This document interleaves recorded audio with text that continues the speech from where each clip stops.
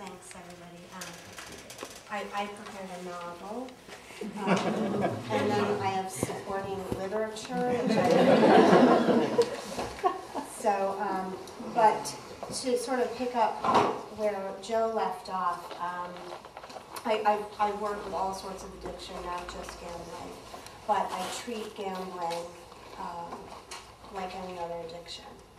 And I would say that for every gambler I've ever met, worked with, that they would describe their relationship to the act of gambling as if it were a drug that they were shooting in their arm.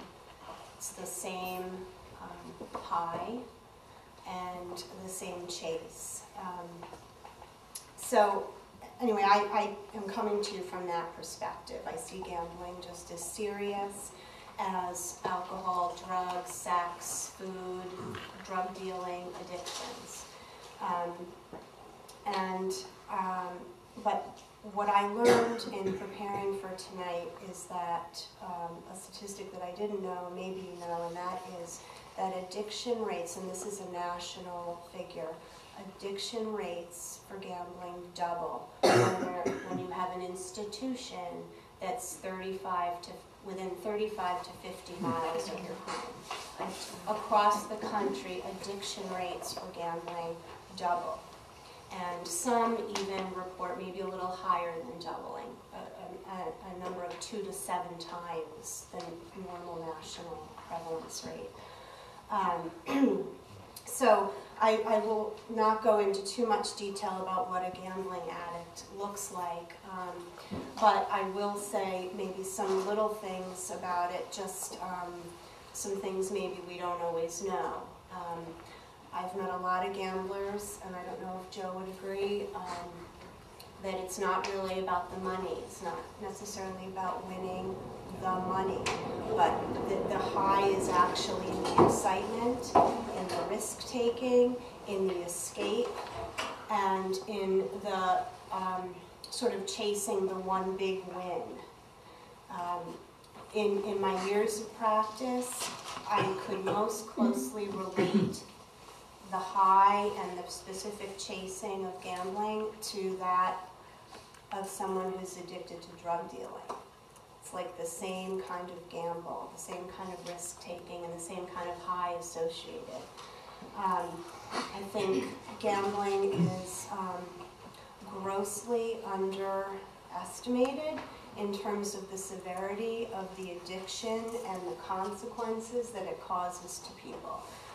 Talking to David before we started, that most people view, of course, alcohol or drug addiction. We know a lot more about that as a society.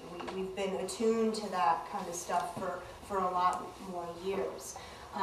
And because alcohol and drug addiction is considered a physical disease as well as psychological, people tend to think it's more serious. In current statistics, gamblers, while maybe representing a smaller amount of the national public in terms of pathological or compulsive gambling, a smaller amount of people are gamblers than, say, addicted to drugs and alcohol, but they will spend more money on their addictions. They will spend more. Their addictions cost more. I've seen 2 types of gamblers. One is sort of the big time, high rolling, big risk taker, high better, big loser type of gambler, maybe more often known to binge, to go long stretches of time without gambling and then go all out on a huge weekend and lose an exorbitant amount of money.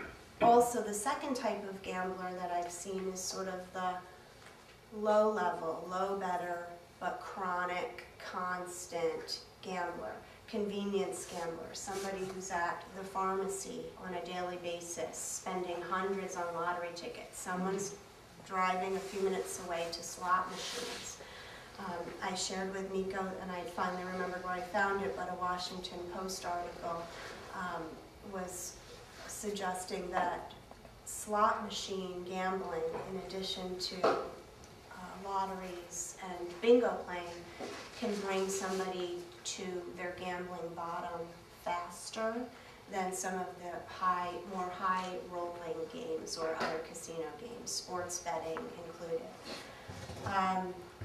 So I'll move quickly to prevalence rates. Currently the fastest growing groups of pathological gamblers are women and adolescents. And we have an estimated, varying statistics, estimation of 3.2 million to 5 million people in this country that are currently considered to be either problem or pathological addicted gamblers. So that's like 1 to 2 point something % of people. But for adolescents, the trends are showing a higher rate, even 4 to 8% of adolescents are engaging in pathological gambling. It's a hidden disease, it's quiet. It sometimes is considered often by people in society as really a behavioral issue, that people are immature and they're irresponsible, they lack willpower, the same kind of thinking that many would maybe still attribute to people who are addicted to other substances, have other addictions, that it's somehow a moral or a character issue. But I think Joe would contest, and certainly I would maintain, that it has that addictive feature where it's just larger than any kind of willpower. It eventually becomes that big.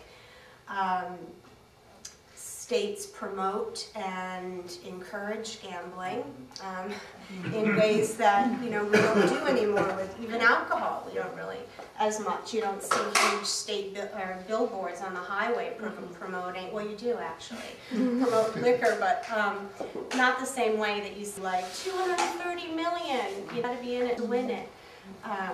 It's really a very socially acceptable form of pastime and entertainment. And what starts as like an innocent escape or an innocent thing to do on a Friday night can really become a very serious habit for people. Most gambling addicts that I've seen, and literature certainly supports that, definitely have some underlying emotional issues. Also with gambling, I'll jump right to this, there's a tremendous amount of coexistent or comorbid disorders. And what that means is that you, in addition to a gambling habit, you may suffer from alcoholism or drug dependency. You may have an anxiety disorder or depression. You may have a personality disorder, such as antisocial, sociopathic, or narcissistic. People don't always know that, but that is a lot of the reason why you have an awfully hard time calculating how many people are, the costs related to actual just only gamblers versus costs that are coming because somebody has another disorder. So you're really sort of treating, or you're seeing in treatment more than one disorder at a time. The society believes, too, that in addition to the comorbid diseases, I'm sorry, losing my train, comorbidity or coexisting disorder, this is like that gambling is much smaller, that people have mental health problems, they have alcohol and drug problems, they don't necessarily see gambling as a problem in and of itself. Whereas what we see is people have more problems and they have multiple addictions, not just one necessarily. In my 15 years of practice, I've met, this is not necessarily true for the whole public, but I've met one gambler, one and only one, that just had a gambling habit.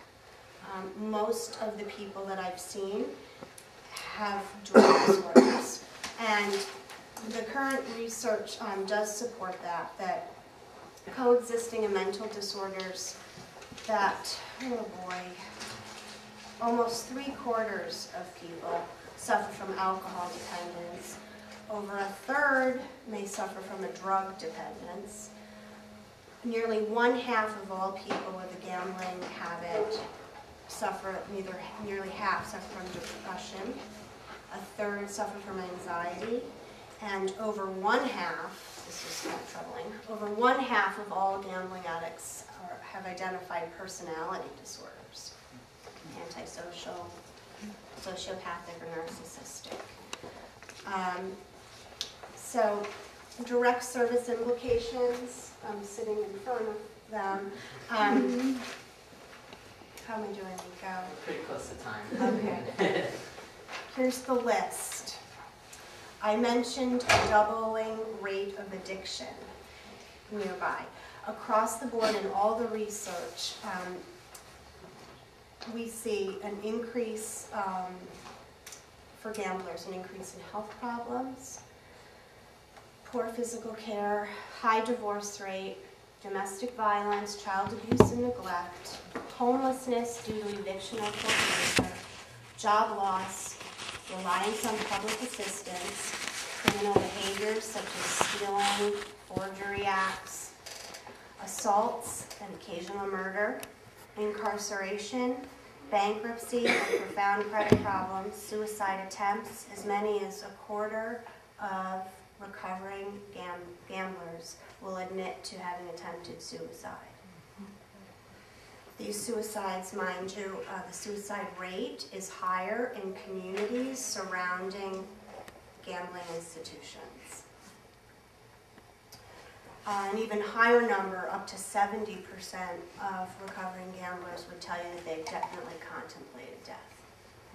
So, social costs, just roughly, Pennsylvania wants to spend, or has in its state budget to spend $1.5 million to treat and prevent gambling. The Philadelphia Task Force on Gambling, in their assessment, they propose that we'd really probably need about $2.3 million to adequately prevent and treat gambling. I will tell you that the studies, that's just taking into account prevention and treatment, not taking into account all of the costs of bankruptcy, incarceration, increased criminal activity, increased medical costs, the treatment itself, divorce. Studies across the nation, and here's the proof. Go on the internet and find it yourself. Large discrepancies between what states have in their budgets to manage gambling problems and what is actually spent. I'm talking hundreds of millions of dollars.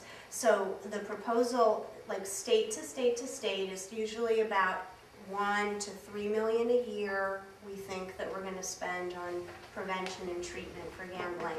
And then the social cost, if you add in all incarceration and bankruptcy and divorce,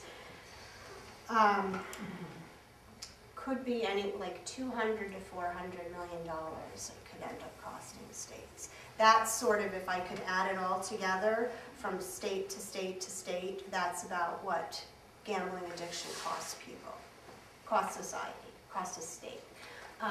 And then other research would document, and this is a national survey too, that a pathological or addicted gambler, each one costs roughly anywhere between $10,000 up to $30,000 a year for the state to manage the losses.